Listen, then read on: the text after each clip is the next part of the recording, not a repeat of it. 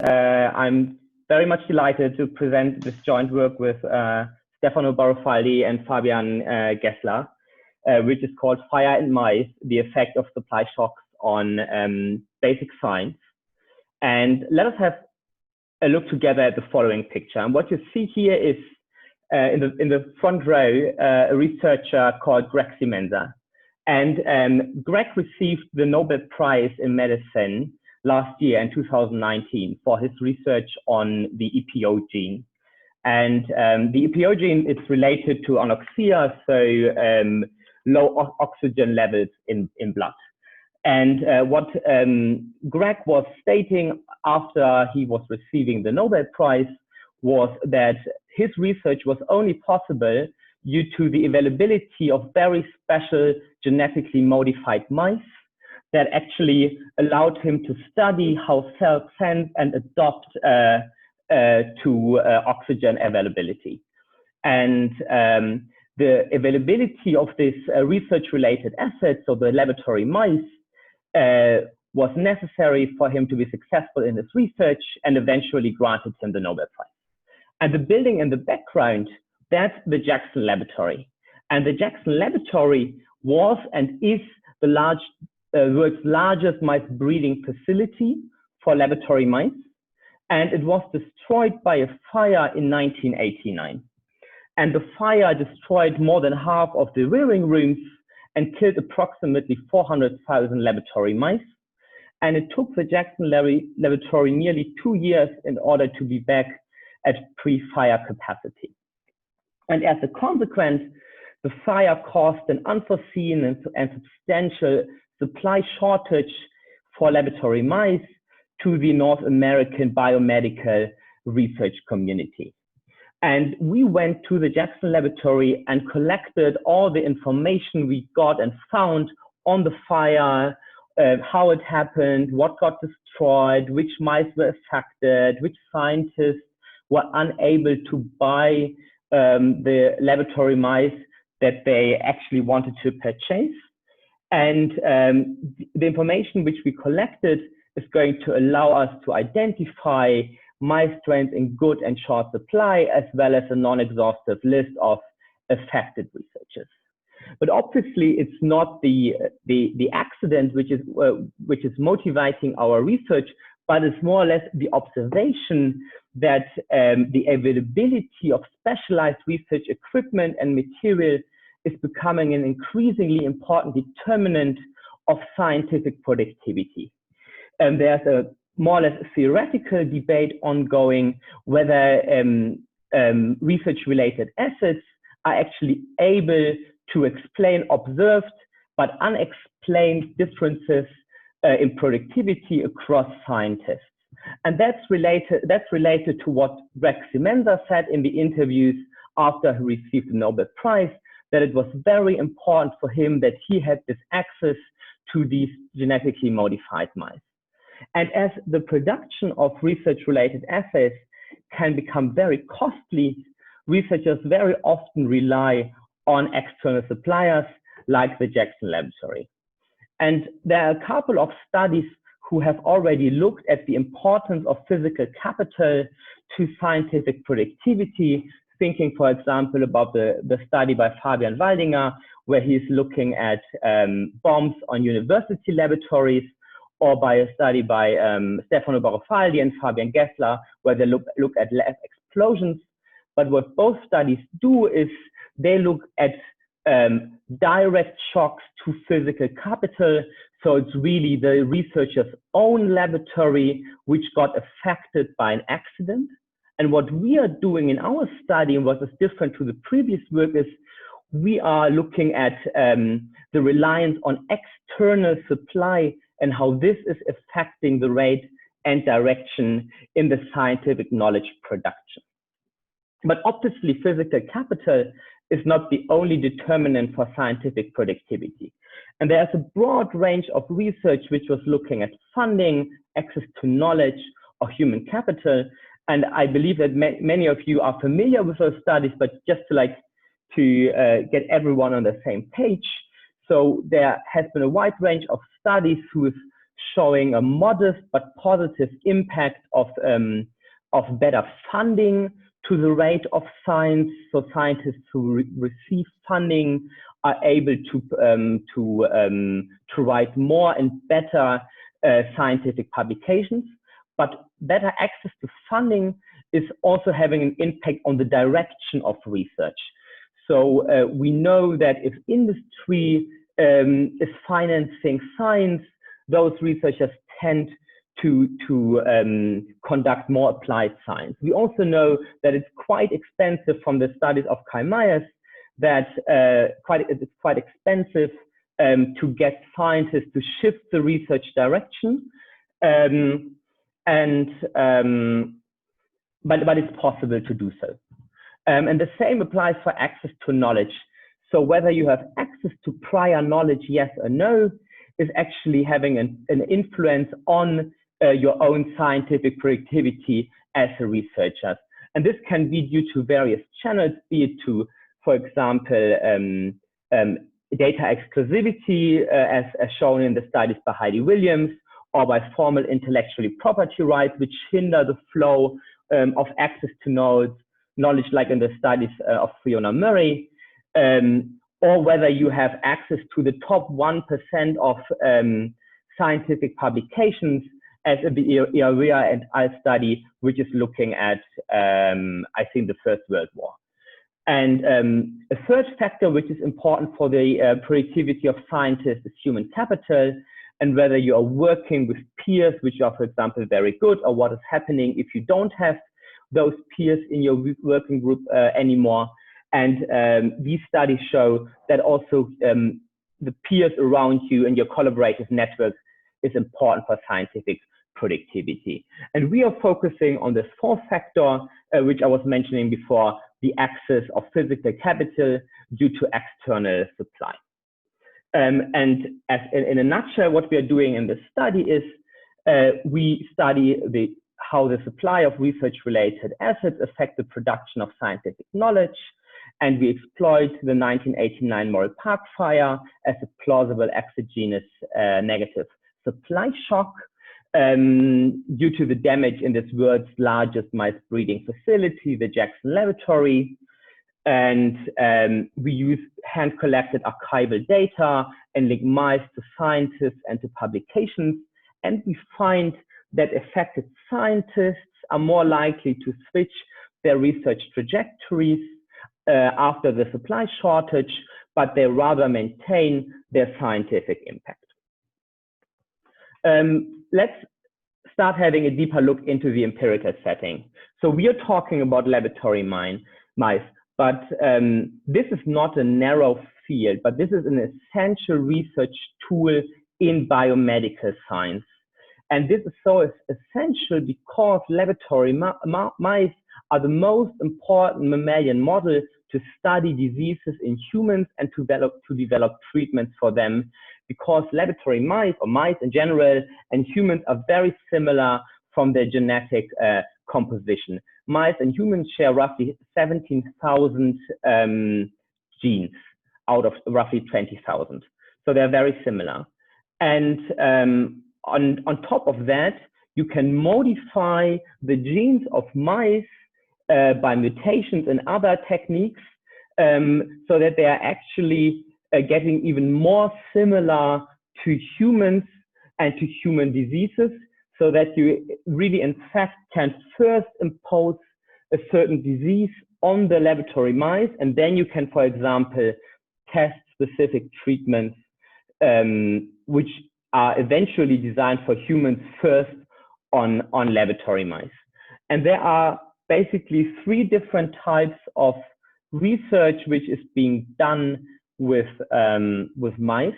So the first is you develop new mice models. So new mice which have a very specific genetic composition, mice which get a very specific disease, etc. And that's basically a type of science for itself. And it's basically the foundation of all this work.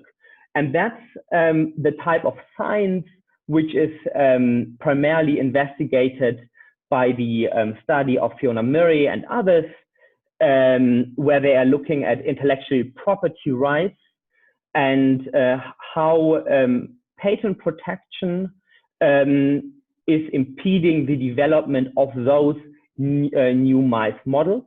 And they're exploiting for this study a shock happening in the end of the 90s. And that's also one of the reasons why we are basically stopping our empirical analysis, as you will see later on, basically before their changes are happening that they exploit. And the second type of research which is being conducted is to understand the fundamentals of biological mechanisms in humans or in mice, or you use mice in order to understand those mechanisms, for example, the creation of proteins and how genes translate into proteins, etc., using mice models. And the last type of research is basically you test medications and drugs explicitly, usually in phase 0 trials, clinical trials on laboratory mice first. And how this research on mice is usually working is that you tend to buy most of the mice you need for one project in one step, and then you basically have them for your one project, so that you tend to be able to like continue it and to finalize it as soon as you receive the mice. But obviously, if you don't receive them anymore, you need to consider which projects you are actually going to undertake. And to give you a very recent example that we are really not talking about like a narrow subfield in science, laboratory mice are actually very important when we are now thinking about how to fight the current coronavirus.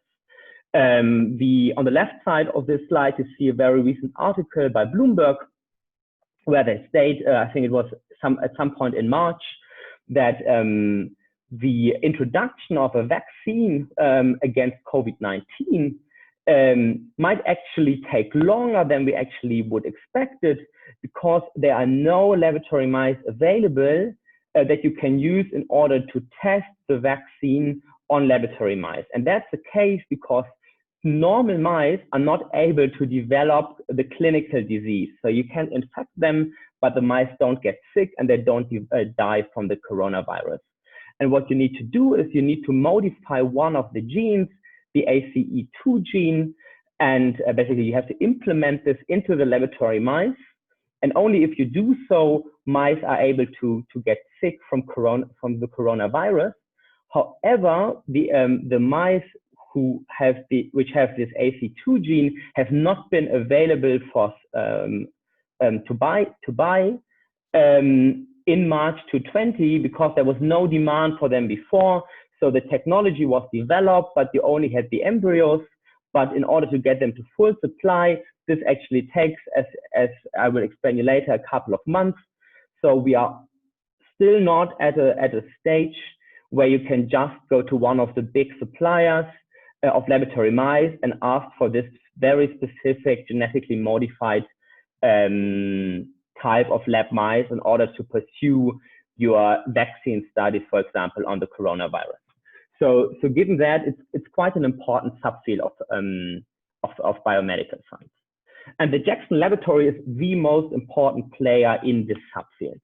It was founded in 1929 and was at the end of the 80s, but still is the largest mice breeding facility in the United States. And in 1989, it supplied around 2 million mice per year and offered between 1,500 and 1,700 differently, primarily unique mice strains. And there are a couple of US competitors, but they supply only a much smaller variety of strains. And we were very lucky to be able to identify which of those 1,500 strains have been available by these US competitors. And we are going to exploit this fact in our empirical analysis. And when you look at the customers of the Jackson Laboratory before the fire, so this table is from 1988, and we collected it from the archival data. It shows that 96% of the customers have been in the United States or in Canada. And it has been hospitals and medical schools and universities as a primary customer base, but also industry and the government. But I think this is actually NIH probably have been part of the customer base, but not the majority. But since 96% of the customers are US or Canada based, we are going to use primarily European scientists as a control group in our empirical analysis, since we believe that those Europeans are more likely to be unaffected by the supply shortage, which seems to be a North American supply shortage. And then in 1989, the Morrell Park fire destroyed the breeding facilities in Bar Harbor. And a fact which is very nice for us as economists is that the breeding facilities had a fire protection door just in the middle of the rearing rooms. So the left part of this figure are the rearing rooms which got completely destroyed. And then here on the right side, you have the rearing rooms which are primarily unaffected. And then that is not on the picture. There is also an annex which was basically completely intact. And obviously, this is allowing us to differentiate very nicely which mice are going to be affected and which of them are more likely sparsed, because the mice strains used to be organized, the production was organized by strain.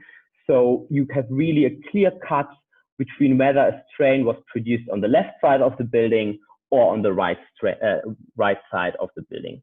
And just after the fire, you had a drop of 60% in the capacity to like 40%, basically what was still produced in the annex or in the safe building part.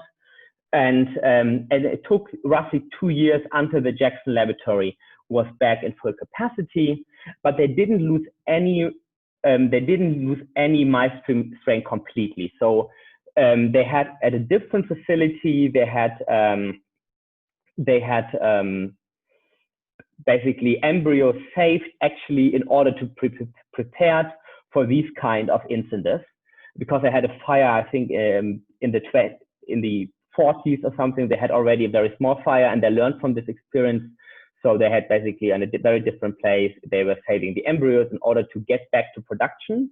But it takes quite a while until you are back in full capacity and to serve all the demand again. And they were only possible to do so because they got extramural NIH funding. And actually the US Congress considered the Jackson Laboratory and what they do as so important that they gave extra funding to NIH by passing an extra law designated basically for this incident, so that NIH could then distribute the money to the Jackson Laboratory. And there were like a huge and very interesting lobbying effort going on by the Jackson Laboratory in order to achieve that. But it basically shows how important the Jackson Laboratory was for the research community.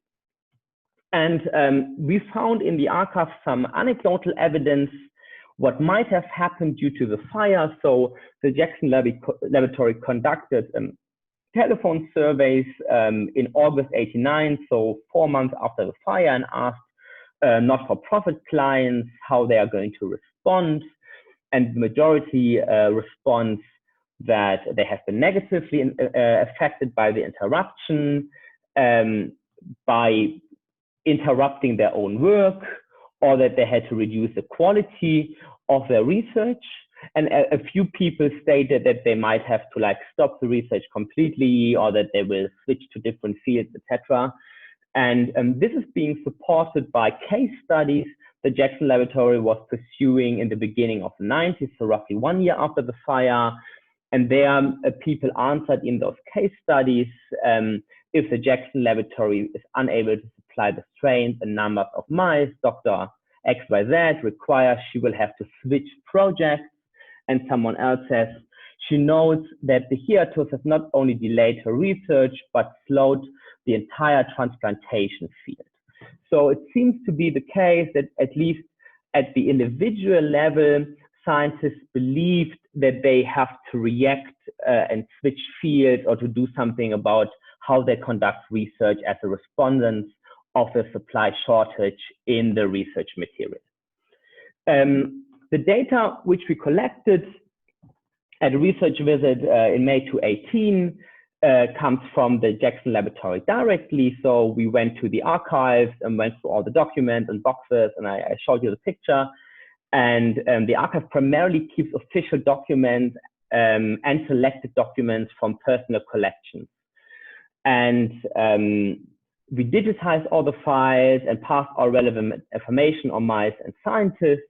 And to give you an overview of the data sources we were using, so at the scientist level, we found non-exhaustive lists of scientists who had outstanding orders, which shortly before the fire, and we are able to link those list scientists and strains and to common publication databases.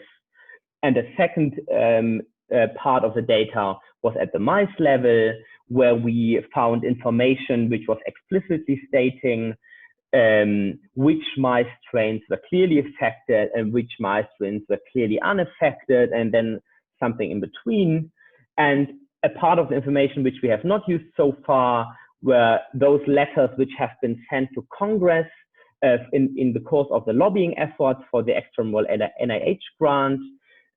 We haven't used it so far because the scientists who were writing those letters did not individualize them. So they basically all sent the same text, and the text was pre-written by the Jackson Laboratory. But we are still thinking whether we can do something with it or not. And so the first part of the analysis is at the mice level. And so far, it kind of serves a bit as a motivation for the follow-up scientist level part of our project. And so as I said before, we have identified the affected strains. I think on these two figures, you see the 36 strains for which we can say that they were surely in short supply. And we are able to identify those strains, and I explain how we will do that in the mouse genome database. And we also found lists of mice strains which were in good supply. And one of the mice strains which is in good supply was the mice C57BL6. And I'm stating this very explicitly because this mice strain also becomes important later on. So, and then we are linking the names of those strains to the mice genome database, which is basically the publication database where you collect publications using laboratory mice. And this database includes a link to PubMed, so that we basically then get back into a very standard database many of us is knowing. And we identify all the publications using these roughly 70 mice strains pre and post the fire. And when you look at the summary descriptive statistics on those strains, you see that the affected and the sparred strains are quite similar regarding the characteristics. For example, the age, when was the first publication on the strain? It differs between 63 and 67. The number of pre-fire publications and citations, it's a bit more positive for affected strains, but it's not differing a lot. But this difference gets larger, as you will see later on after the fire. And that's basically what I'm showing you here, why there have been remarkably similar pre-trends between affected and sparred mice strains before the fire. After the fire, those trends are diverging substantially. And if you think about the magnitude, we are here talking about a magnitude after 10 years in the range of 70%, which obviously seems to be very large. And one reason why this is so large is because of this mice C57BL6. And this mice became kind of a superstar mouse after the fire. And that's one of the reasons why this is the case, is because the Jackson Laboratory actually issued documents in which they kind of advertised this mice strain to scientists as a wild card. Try it out. It might actually suit you in order to like kind of keep on your experiments. It does not have all the features, but it's kind of scientifically neutral, so you might be able to continue it. And this very specific mice strain actually then got the very first one being where the genome got sequenced, etc. after the fire. But eventually it was the document after the Morrell Park fire, where the Jackson lab actually started to advertise this very specific mice strain. So it's not unlikely that scientists actually explicitly shifted towards this strain and kept on using it after the Jackson Laboratory was back in full supply. But now let's turn to the scientist level analysis of this paper. And here we are using the non-exhaustive list of customers. And these are scientists which placed an order to the Jackson Laboratory in April and May 1989, shortly before the fire.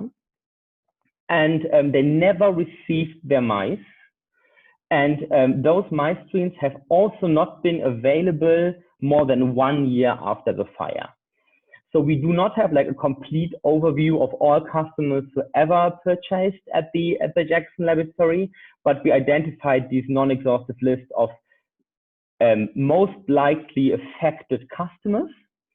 And we are able to do so because the Jackson Laboratory was actually compiling the list in order to conduct this case studies, etc., with those scientists.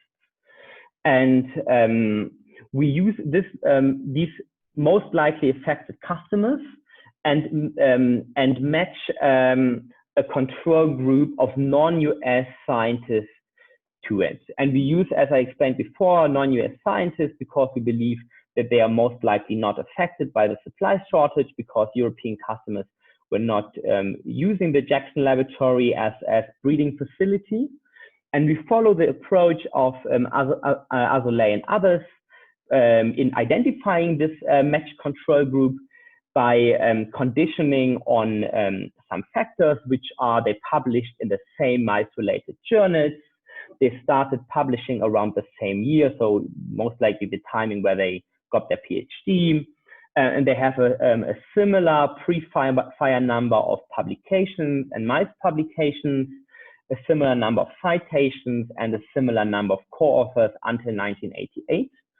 And we do so by using a Python-based API wrapper to access the online versions of Scopus, because flat files are only available starting from the 90s.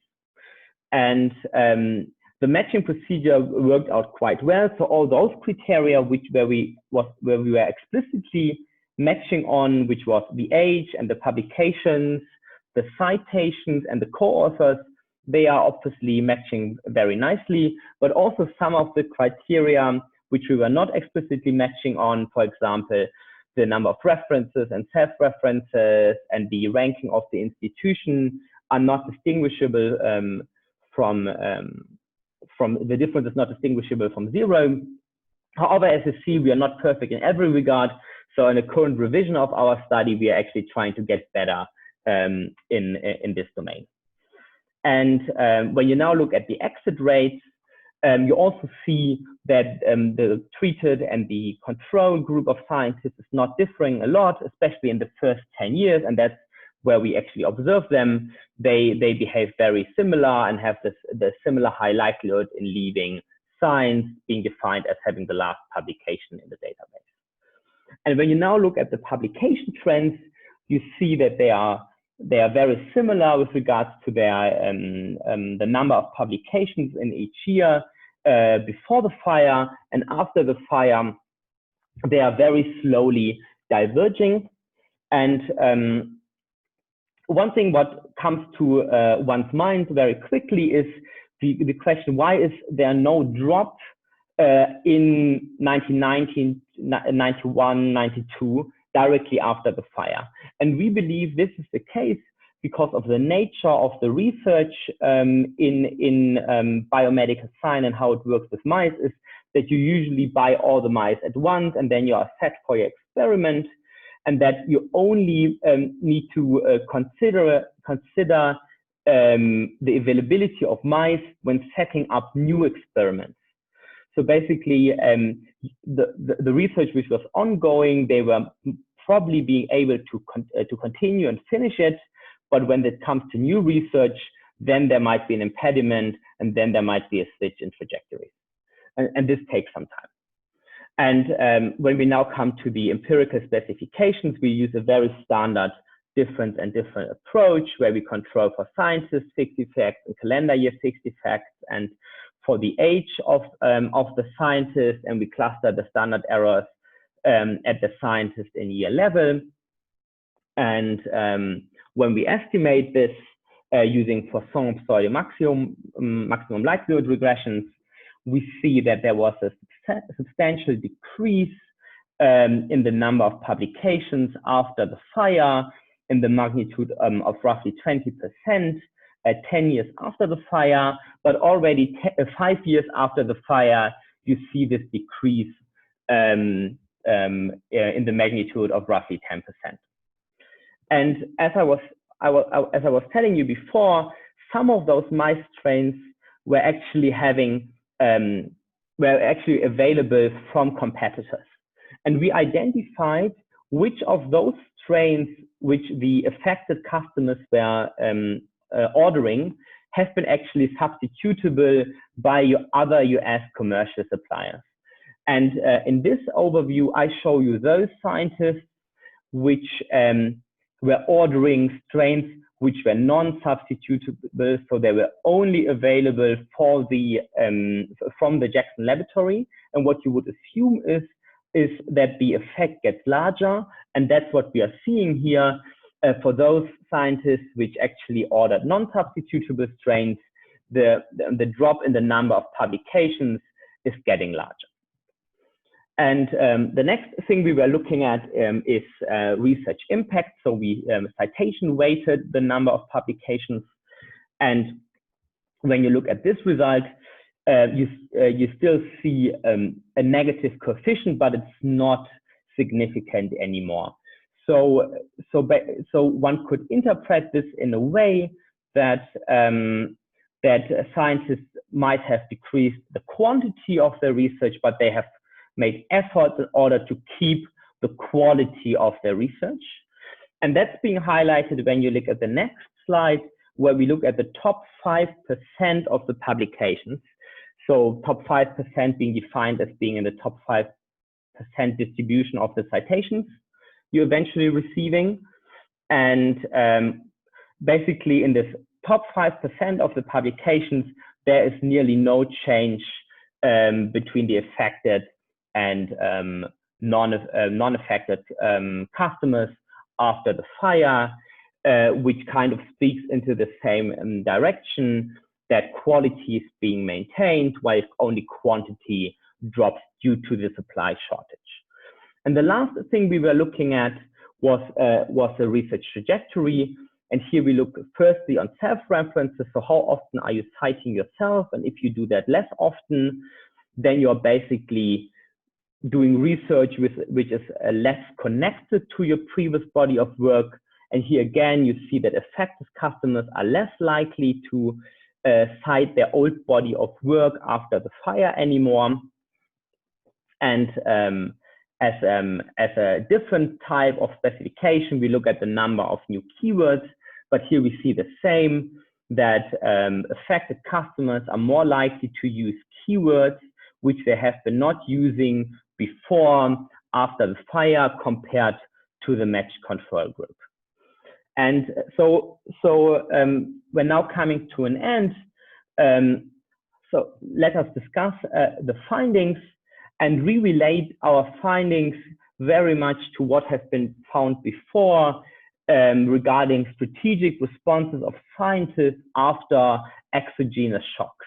When you, for example, think about the studies by Thurman and Theodoridis on the introduction of Microsoft Kinect, they found that scientists are very strategic in forming teams and collaborations when gaining access to new research-related tools. The same applies for CRISPR-Cas9. And what we learn from that is scientists are able to strategically respond to the availability of research-related assets. And that's what we also see in our study, that scientists are strategically choosing research trajectories or changing their quantity-quality ratio as a respondence to the non-availability of research-related assets. And that's fitting very well to what we have seen in other studies, that scientists are actually flexible regarding the research trajectories as a response to changes in their research environments. For example, in a study by Pierre Azoulay, where he shows if there's a retraction in a field, other scientists which are not connected to this retracted publications are still shifting away from this affected field, which shows scientists are willing to switch their research if the incentives are right or if something happens. And that's also what we are showing with regards to research-related assets. And the next steps we are pursuing is we want to dig deeper into the individual scientist level and organizational level aspects by exploiting heterogeneity across institution and scientist characteristics. And we want to go deeper into the changes in the research trajectories. So where were they switching to? So did they switch to different topics, so different diseases? Did the scientists switch to different research methods? Or did they switch specific mice strains? And that's corresponding to this idea of this superstar mouse C57BL6. So basically, can we show, I don't know yet, but that's what we are working on, is can we show that the affected customers are more likely actually to switch to these type of available research mice? To come to an end, our results highlight the relevance of research material for progress in science. Individual scientists respond to the unavailability of appropriate research material by shifting to different areas. However, this comes at a cost of quantity, but not so much of quality of research output. And this fast response from the scientific community and also the NIH and the US Congress has maybe even prevented more detrimental consequences for science. And we believe to show that stability and reliability of the upstream sector devoted to the production of these assets, which is supported by the public, might appear highly justified. Thanks so much.